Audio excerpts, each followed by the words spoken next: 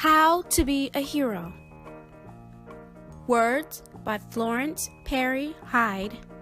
Pictures by Chuck Groenink. Once upon a time, there was a nice boy, and his name was Gideon. He lived in a nice house, and he had nice parents and lots of toys. There, that's enough for anyone. Well, it wasn't enough for Gideon. Gideon wasn't satisfied. He wanted to be a hero. You know, a hero with his name on the front page of the newspaper. That sort of thing. So how does anyone get to be a hero anyway? He wondered. You have to be strong. You have to be brave. You have to be clever. Don't you? For instance, that one about a princess imprisoned in a tower and she has a weird name like Rapunzel and very long hair, and this guy sees her and says, "Let down your hair," and she does, and he climbs up her hair and rescues her. So he's a hero.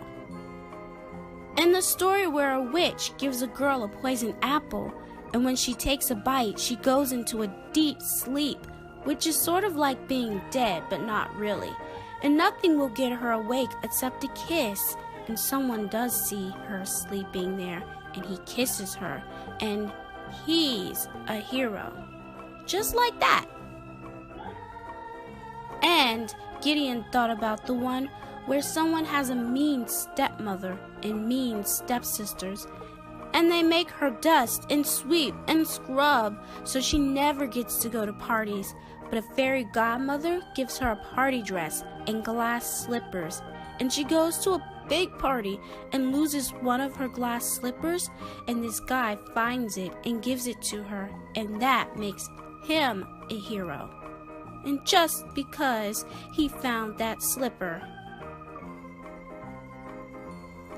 He noticed that some of them got to be heroes just by kissing someone. Gideon didn't much like that kissing part, but he'd probably do it if he could get to be a hero that way.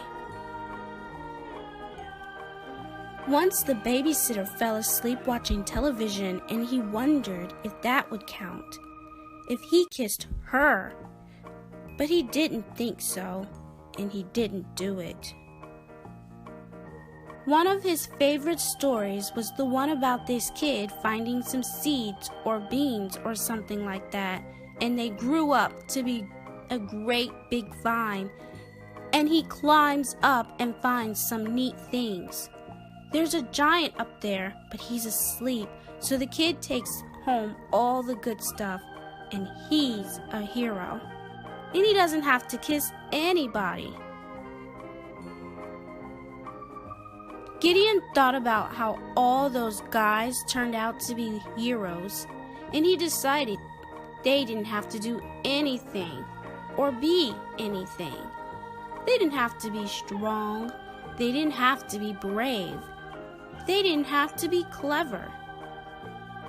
They just had to be at the right place at the right time. That's how you get to be a hero. You have to be at the right place at the right time. And you have to pay attention. You had to keep your eyes open, or you wouldn't see someone who was sleeping, or someone with unusually long hair, or you wouldn't see any glass slipper, or any beans, or seeds, or anything. So Gideon paid attention, and he kept his eyes open. He kept his eyes open, and that is how he saw the big supermarket. Seeing the supermarket reminded him that he wanted a candy bar. His nice parents had just given him his allowance, so he had enough money.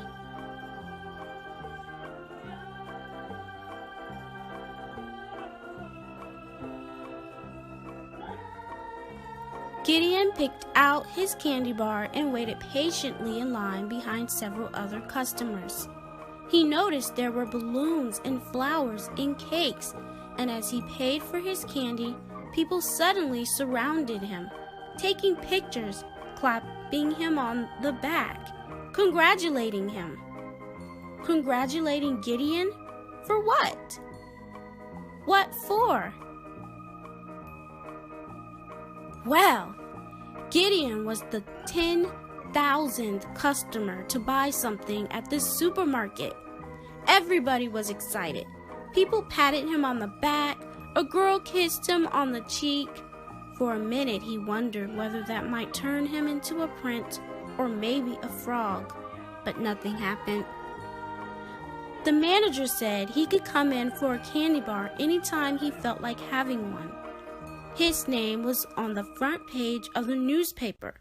His picture was on the front page. He was a hero, and all because he had managed to be at the right place at the right time. Good!